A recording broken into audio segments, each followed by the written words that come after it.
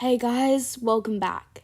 So my last video was 3 months ago, and that was my review of the Barbie movie, which was right before the writers and actors strikes.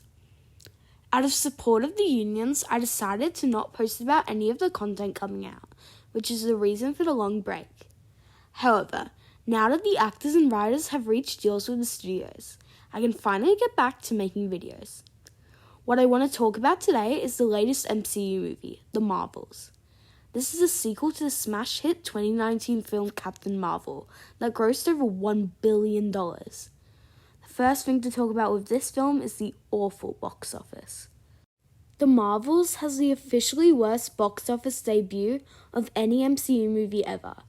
That's right, even worse than The Incredible Hulk. I think this comes down to 3 things. The first is a Marvel overexposure. The MCU has been pumping out too much content in recent years. That fatigue is growing. With movie prices getting more and more expensive, average moviegoers don't want to pay to see the same superhero CGI fest. This is quite a valid argument, but honestly, as we'll see later, The Marvels is one of the more unique MCU films. The second reason for this bomb is, of course, the strikes. One of the big selling points for this movie was the infectious and miracle chemistry between the 3 lead actresses, which could not be displayed in interviews.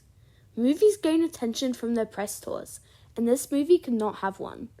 The third reason is that the Marvel fanbase is getting quite toxic. Just because a movie has females in prominent roles does not mean it's the MCU. They just assume it's cringe and make assumptions about it because of the cast. I believe this movie deserved much more praise and success. It's a fun time.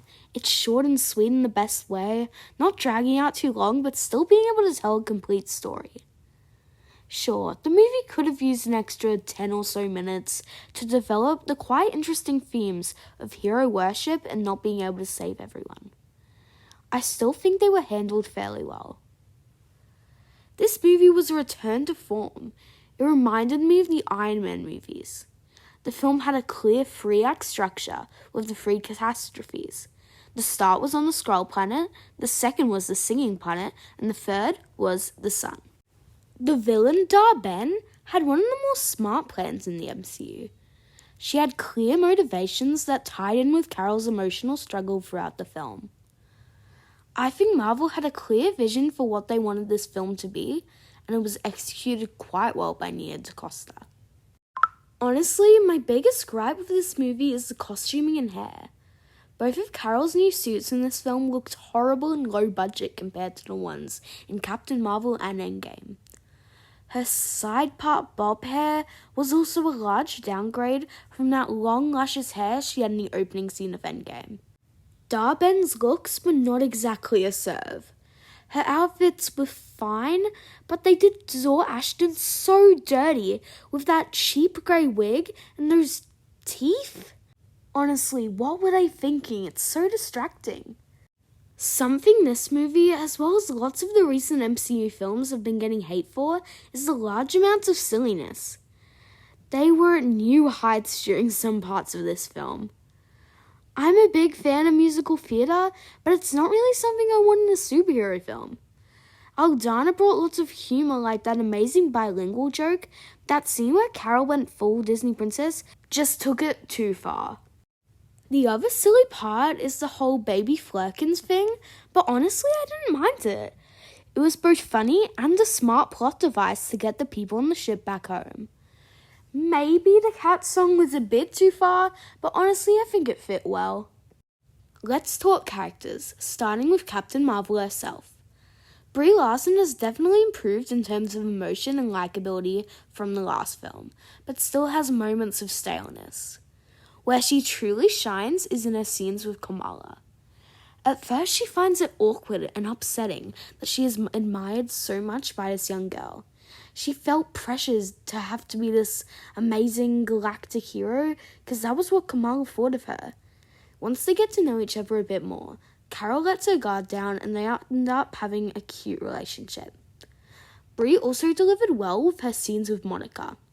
You could feel the emotion radiating from her as the portal closed, leaving Monica stranded in a different Earth with Beast and her mother as binary.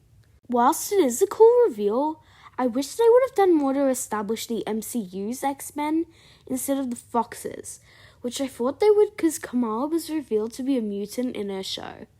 Speaking of Monica, she was a bit annoying in this film. She was too rude to Carol, and I felt so bad for her when Monica kept shutting her out. She got better as the film went on, and it was great to see her finally become Photon or Spectrum or I don't know what she is in the MCU. As a big comics fan, the little reference to her original suit was a nice nod. I'm excited to see how her story progresses. If you were a fan of my channel last year, you know how much I love the Miss Marvel character. She's such a fun hero whose geekiness is relatable to superfans like me. Iman Vellani perfectly brings her to life and is so charming in her performance. Seeing her meet her hero, Captain Marvel, was both exciting and heartbreaking. She is still so young and new to being a superhero, so that scene as they left the Skrull planet was so sad. Kamala wants to save everybody, so hearing that she can't from the person who inspired her to feel that way was just really upsetting. She was definitely the emotional core of the movie, and at some points it felt like it was her movie, especially with her personal connection to the villain via her bangle. It was also nice to see her relationship with her mother improve. I felt like her mother finally trusted her, which was so beautiful. Although the Khan family was mostly used for comedic relief, they were still great characters who I'm excited to see again. Nick Fury had a significantly smaller role than in the first Captain Marvel movie, but he still had quite a bit to do. It was nice seeing him as a capable yet comedic leader, which was something missing in Secret Invasion. Speaking of that show, there are so many plot holes here that confuse me. Like, how is there a whole planet of Skrulls when they said there was nowhere for the Skrulls to be? Where is Fury's wife? What happened to the thousands of Skrulls on Saber? Heck, we still don't even know why Talos and Sauron were on Earth. It also didn't make sense how the President enacted a manhunt on all Skrulls, but Valkyrie thought it was a good idea to bring more to the Earth. By the way, that Valkyrie scene was queerbaiting at its finest.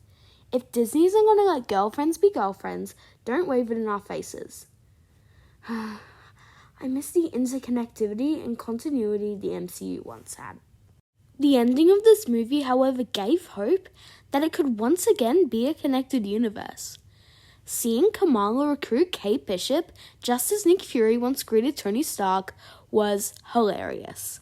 The Young Avengers are such a beloved and amazingly written team in the comics, so I hope the MCU does them justice. In conclusion, this film was a fun time. It has a charming cast with great chemistry and promises big things for the future of the MCU.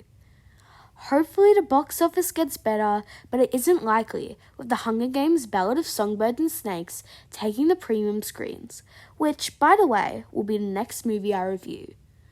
Overall, I'd give this movie a solid 8.5 out of 10, which many will say is too high, but I honestly loved it. Thank you all for watching this review. Make sure to like and subscribe for more videos like this. Bye!